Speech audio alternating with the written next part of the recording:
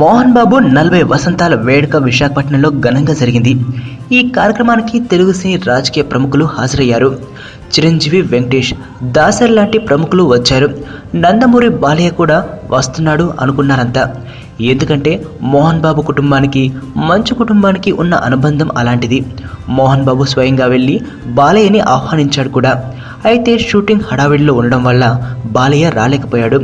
ఈ కార్యక్రమంలో ఎన్టీఆర్ కూడా కనిపించలేదు. నిజానికి అసలు ఎన్టీఆర్కి ఆహ్వానం అందలేదట. దానికి కారణం బాలయ్యే అని గుసగుసలు వినిపిస్తున్నాయి. ఎందుకంటే బాలయ్యకు ఎన్టీఆర్కు మధ్య కోల్డ్ వార్ నడుస్తున్న సంగతి తెలిసిందే.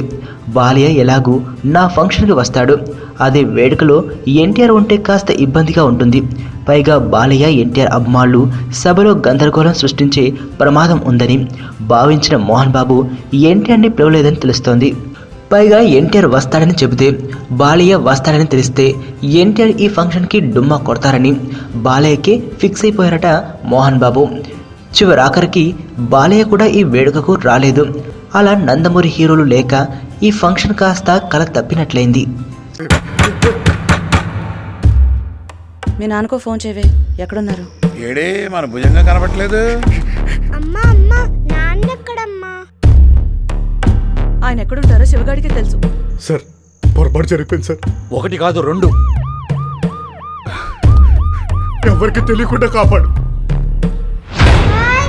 నాన్న హలో